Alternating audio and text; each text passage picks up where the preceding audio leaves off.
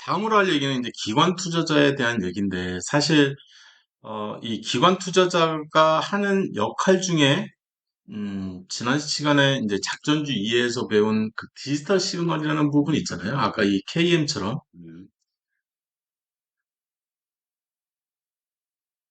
예를 들면 이제 이런 KM처럼 어떤 시그널이 딱 뜨고 나서 이 시그널의 역할에 대한 얘기를 하는 거잖아요. 그리고 이 시그널의 역할, 왜 이 시그널이 벌어지고 나서 며칠 후에 이런 전저점이 깨지는 현상이 벌어지나. 그러면 어떤 역할을 했다는 얘기를 하는 거잖아요, 저는. 이 시그널이 이쪽 주가에 영향을 줬다라는 이제 판단인 거죠, 어떻게 보면. 그래서 그런 판단 근거는 뭐냐? 뭐 이런 얘기들은 이제 앞에서 작전주 이해 과정을 통해서 이미 다 얘기를 한 거죠. 그러면 그런 얘기들은 언제 통용이 되냐라고 했을 때 그게 바로 시총이라는 거죠. 시총 5천억 미만의 중소형주부터는 이 중소형주, 중소형주, 소형주, 초소형주 같은 경우에는 그런 역할을 하는 것처럼 보인다. 그 중에서도 증권사에 해당되는 이 금투, 이 금융투자들이 이제 그런 역할들을 제일 많이 하는 것처럼 보인다. 그래서 이 수급 분석을 할 때 제일 먼저 하려고 하는 게 이제 주포 찾기거든요, 결국에는.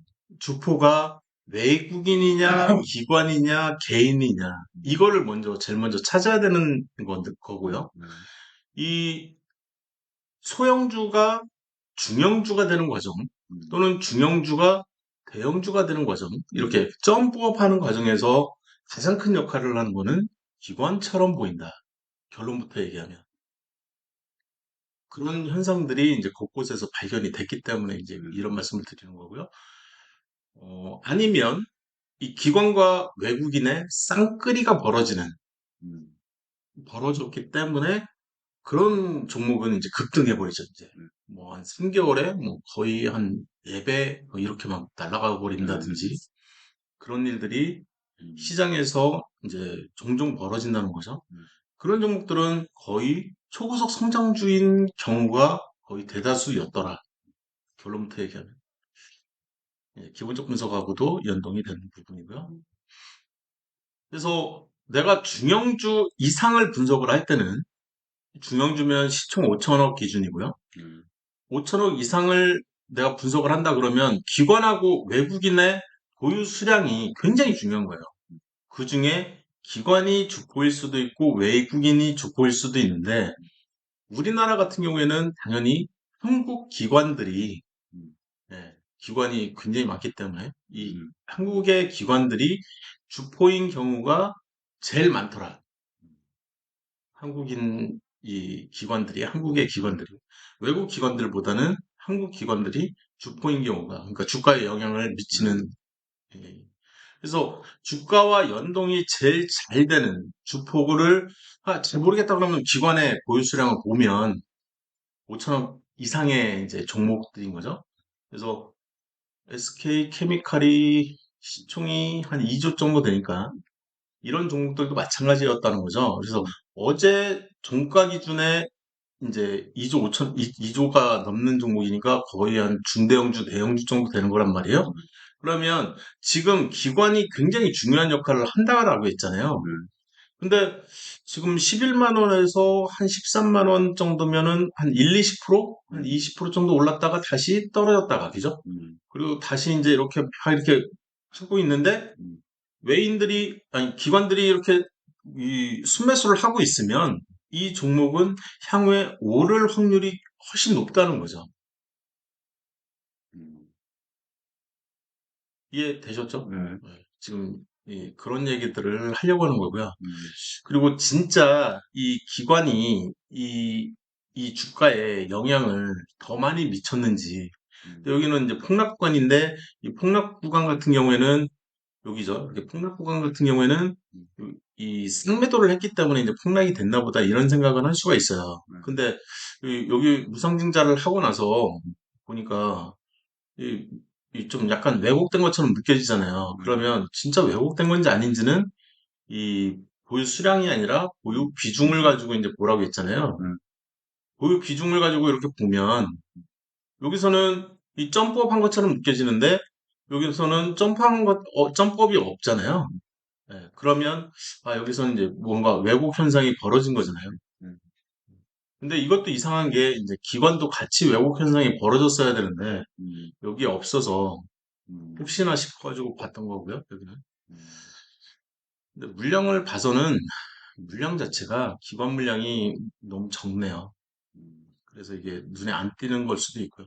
음, 여기까지 얘기하고요. 음, 그래서 이 페이지도 이 앞에서 이제 있었던 그 페이지인 거죠. 이 페이지하고 이 페이지는 이미 음, 이제 배웠던 페이지인데 한번 리마인드를 다시 한번 하는 거고요. 음, 그리고 이제 이 금융투자가 이제 일반적으로 그 소형주 같은 경우에 이 소형주 밑에 이 좀 작은 종목들 시총이 음, 그런 종목들에서는 굉장히 큰 역할을 하는 모습을 여러 군데에서 발견을 할 수가 있거든요. 음, 그러니까 지금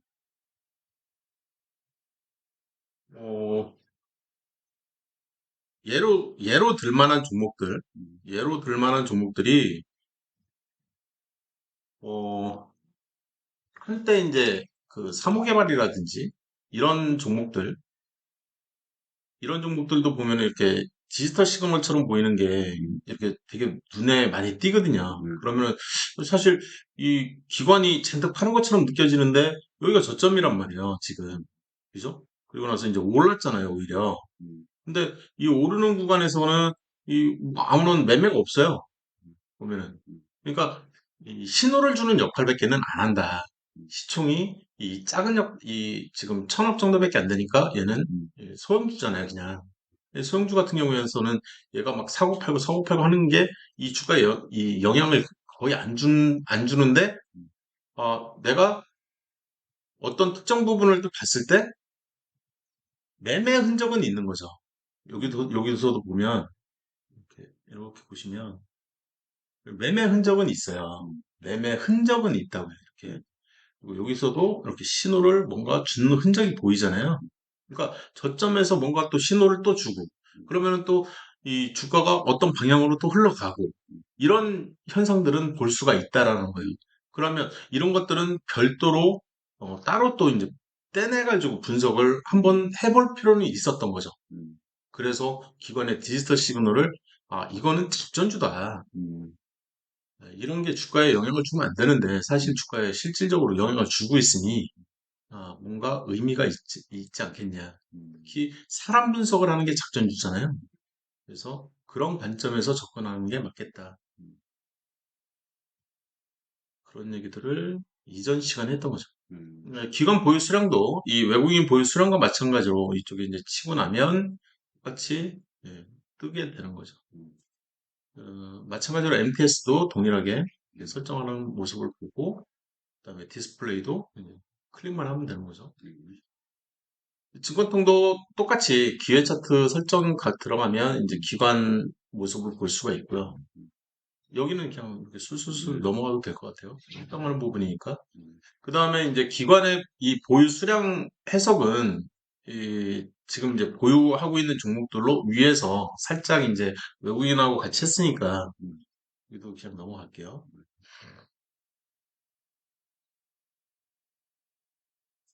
제일 이제 기관에서 눈여겨봐야 되는 제일 큰 내용은 뭐냐라고 했을 때, 이 네이버의 모습인데요. 네이버가 이렇게 대세 상승을 아마 지금도 남아있을 것 같아요.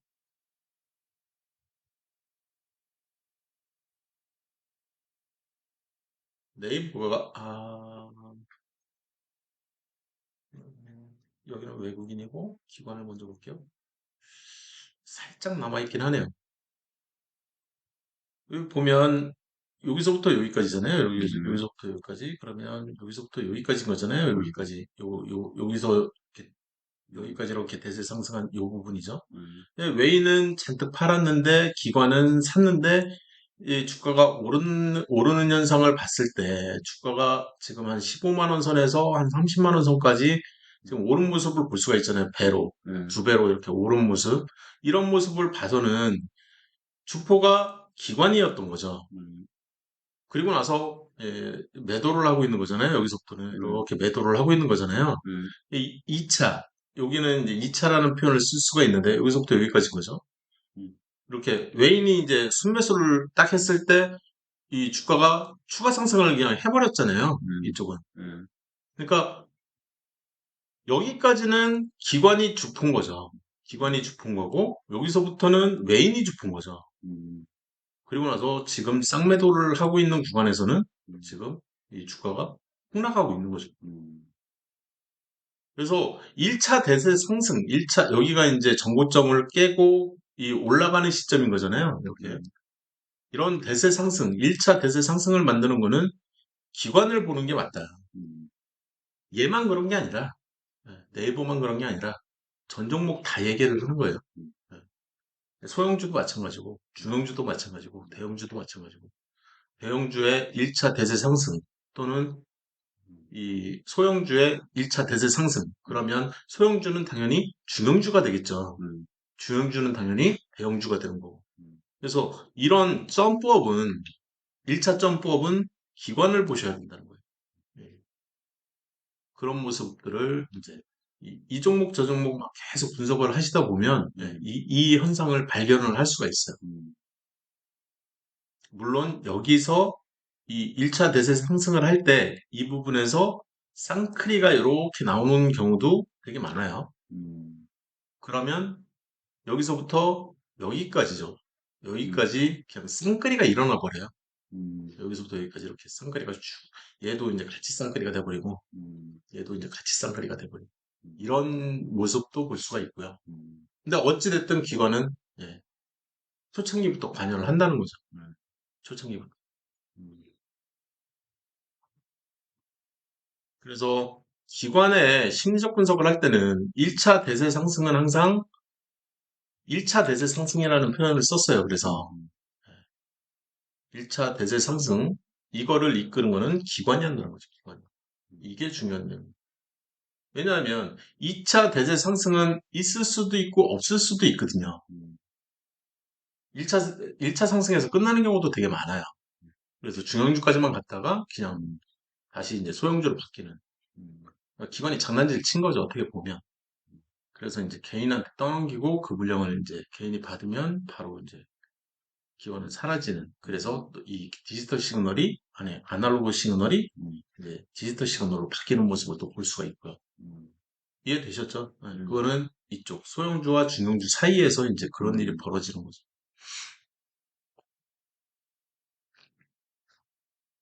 여기까지 해서 이제 이 기관과 외국인에 대한 이제 분석을 했다면, 얘네들만 한다고 봐야 돼요. 사실 이 공매도는. 이 개인은 이제 공매도 권한보다는 이 대차 거래를 하기 때문에 이 공매도는 우리가 이제 코스피 200이라는 표현을 쓰잖아요. 그리고 이 코스닥 150이라는 표현을 쓰고 이 대상 종목에 대해서만 우리나라에서는 이제 공매도를 허용을 했던 거죠. 그리고 지금은 확대할 것 같고요. 이제 전 종목으로 이렇게 확대를 할 수도 있겠죠. 예전처럼. 그러면 여기서 봐야 되는 건 뭐냐면 뭐 공매도를 했다 안 했다 이게 중요한 게 아니고요. 코스피 200에 편입되는 종목이 있을 거고 음, 또는 이 코스피 200에서 있다가 음, 이 제외되는 종목이 있을 거라고요. 음, 그게 어떤 의미를 지니고 있는지를 알 필요가 있는 거예요. 음, 그래서 예를 들어서 이 유한양행이라는 종목이 음,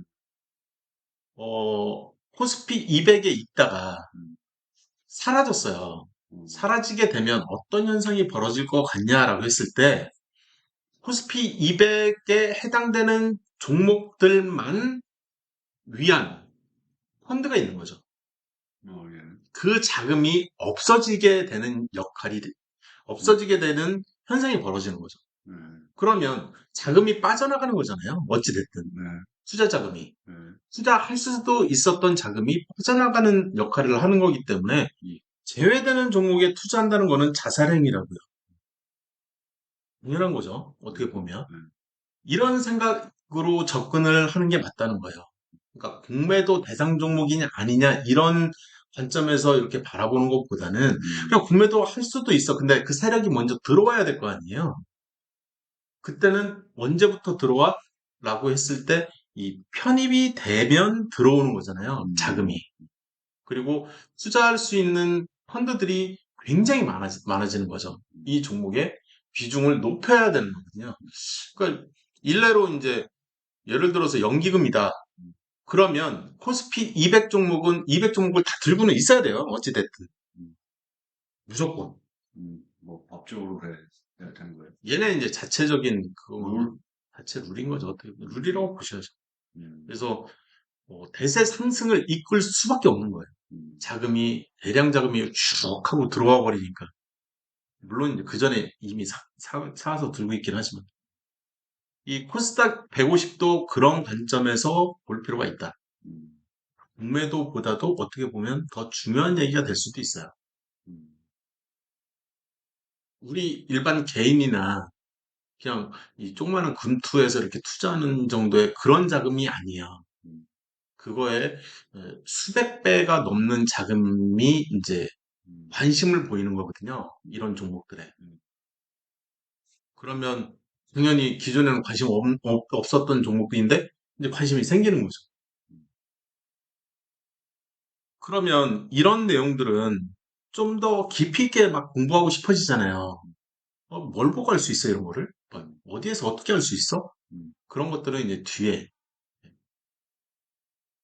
보시면 투자 쪽에 음, 보시면 KRX 지수를 공부하는 부분이 있어요. 이거는 이제 장기 투자 쪽이긴 하지만 음, 중장기 이상의 투자.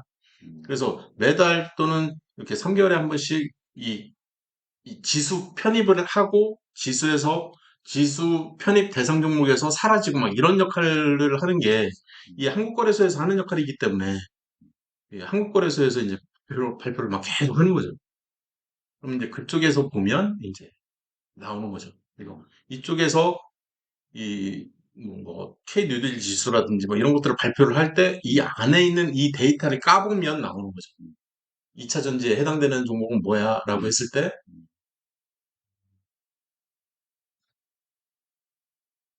LG화학, 뭐 삼성 SDI 막 이렇게 막 있는데 어느 날 보니까 이 첨보가 사라져. 음, 네, 첨보가 사라지고 여기에 새로 하나가 편입돼. 음, 그러면 이 첨보에 있는 이 자금이 빠져나가겠죠. 음, 네, 자금이 빠져나가고 새로 편입된 예를 들어서 솔브레인이 편입됐어. 그럼 솔브레인 쪽으로 자금이 막 유입이 되겠죠.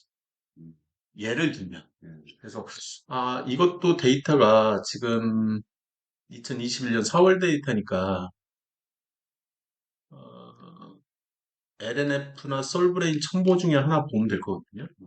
솔브레인 하나 볼까요? 솔브레인 2020년 4월이면 이쯤인가요? 2020년? 2021년 4월.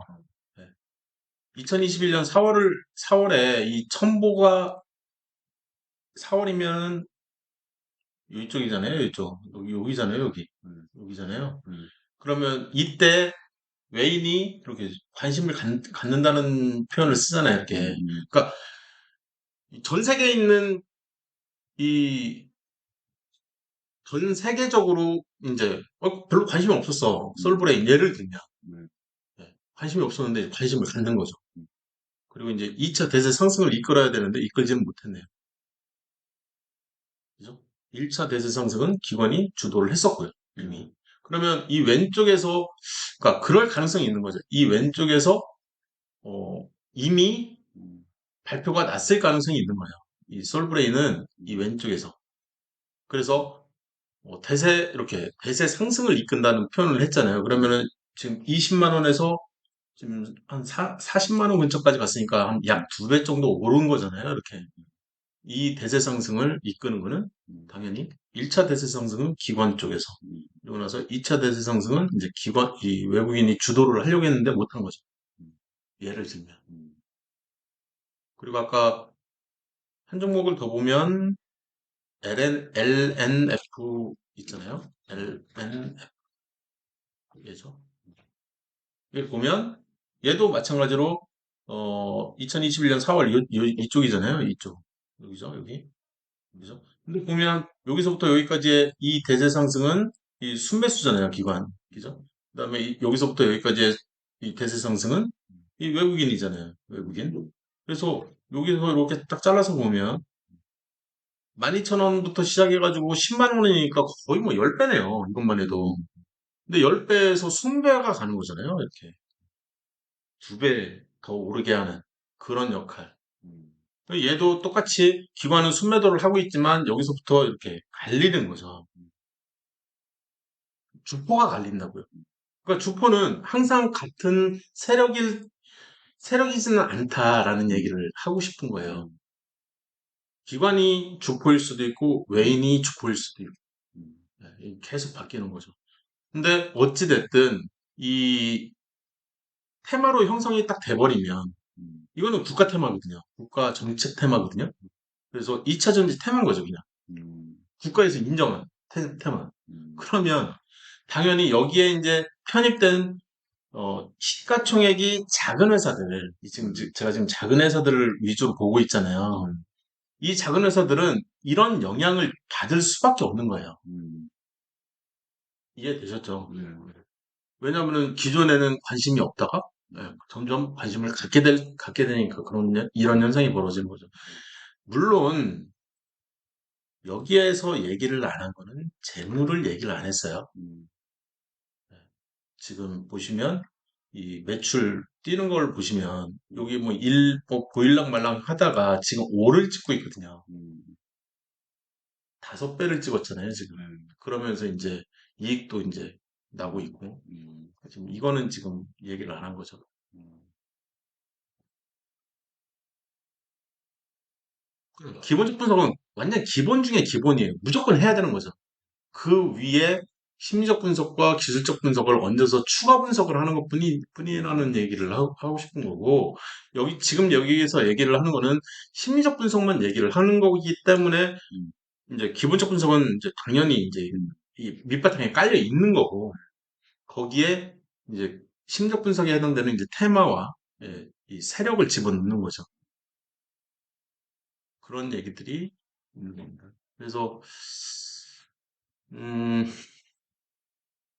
일반적으로 이제 심리적 고점에서 발생된 이거죠. 심리적 고점에서 발생된 장대모. 요거는 좀 눈여겨봐야죠. 그죠?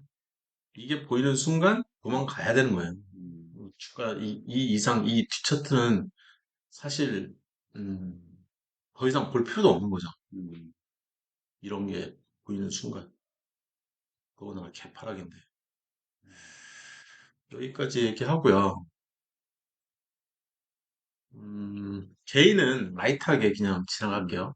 그래서 개인은 뭐 슈퍼매기 이런 얘기들은 이제 다 지나가고요. 음, 보유 수량도 넘어갈게요. 음, 세팅 어떻게 하는지 뭐 이런 것들은 이제 바로바로 알 수 있을 것 같고요. 음, 이 개인 보유 수량은 증권통에서는 지원되지가 않아요. 음, 그렇다고 OBV를 지원하냐? OBV도 지원 안 되잖아요. 그게 좀 아쉽죠. 이 증권통 같은 경우는. 개인은, 아까는 이제 기관이나 외국인 같은 경우에는 공매도를 하잖아요. 음, 근데 개인은 대차 거래라는 걸 할 수가 있거든요. 음, 그래서 이 대차 거래를 통해서 내가 주식을 에, 현금이 있는 상태예요. 음, 내 계좌에 음, 현금이 있는 상태에서 주식을 빌려서 팔 수가 있는 거죠. 음, 떨어질 것 같으니까. 음, 향후 주식이 떨어질 거로 생각을 하고 음, 그리고 나서 나중에 이제 주식을 사서 갚는 거죠. 음, 이런 거래를 그러니까 공매도처럼 하는 거죠. 어떻게 보면 개인이 그거를 이제 공매도라는 용어보다는 이 대차 거래라는 용어, 이 영어도 음, 다르고요. 음, 다른 용어를 쓰고 있는 거고요. 그래서 이제 결국에는 시총이 굉장히 중요한 역할을 할 수밖에 없어요. 왜냐하면 이 소형주를 건들기에는 이 외국인이나 기관이 건들기에는 액수가 너무 적거든요. 음, 그래봐야 2천억밖에 안 되는데 음, 2천억이 밖이거든요, 사실. 음, 얘네들은 지금 가지고 있는 자금 자체가 조 단위로 갖고 있고 막 이러는데 음, 그래서 건들면은 이제 주가가 굉장히 크게 움직이겠죠. 얘네들이 건들면 이쪽은. 음. 그리고 그 회사가 망할 가능성이 이제 있기 때문에. 음. 그러니까 조그만한 위기만 와도 음. 버틸 여력이 이쪽 대형주 대비 음. 이제 약한 거죠. 음. 그래서 리스크 매니지먼트 측면에서는 이쪽에 투자되는 자금 관리를 이제 이런 식으로 하잖아요. 최대 투자 가능 자금. 음. 여기서 얘기하는 이 최대 투자 자금이라는 얘기는, 음, 제 기준으로 봤을 때, 예를 들어서 제가 5억 원을 가지고 있는 거예요. 음. 맥스로. 음. 요 정도 자금을 가지고 있을 때, 음. 투자를 내가 진행을 한다 그러면, 이 정도가 적당하지 않을까라는 생각을 갖고 있다는 거예요. 맥스 5억 원까지는 음. 이 정도 금액인 거고요. 음. 그러면 10억 원 정도를 내가 들고 있어. 음. 그러면 시프트 레프트가 되겠죠. 여기는 5천만 원이 되는 거고, 여기는 1억이 되는 거고, 여기는 2억이 되는 거고, 음. 여기는 5억이 되는 거고, 여기는 10억. 음. 몰빵을 해도 되겠냐? 음. 대형주는 뭐 상관없다는 거죠. 음. 왜? 이 회사가 망하면 우리나라가 망한다는 생각을 가지고 있거든요. 음. 이해되셨죠? 음.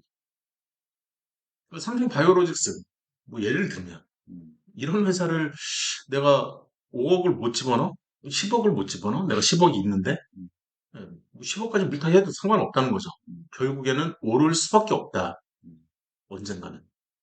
계속 들고 있으면, 장기 투자하면.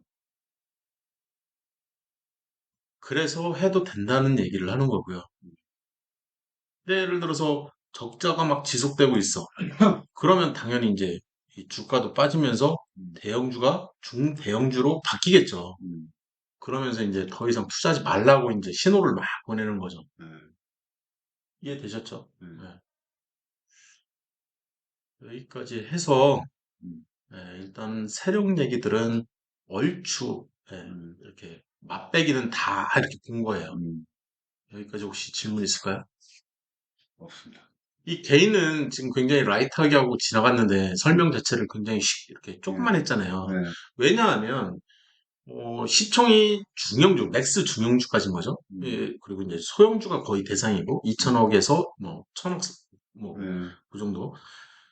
이미 작전주 2에서 음. 며칠에 걸쳐서 계속 그 얘기만 했잖아요. 쉽게 얘기하면. 예. 거기서 이미 설명을 충분히 해드렸다라고 생각을 하고 있는 거예요. 그래서 굉장히 음. 조금만 이렇게 설명하고 네. 설정하는 것도 그냥 수술수술 넘어가고 네. 한 거죠. 여기까지 해서 혹시 질문 있으면 하시고요. 없습니다. 뜻은 전혀 다른 얘기거든요. 네. 그래서 여기까지 할게요. 어이, 수고하셨습니다.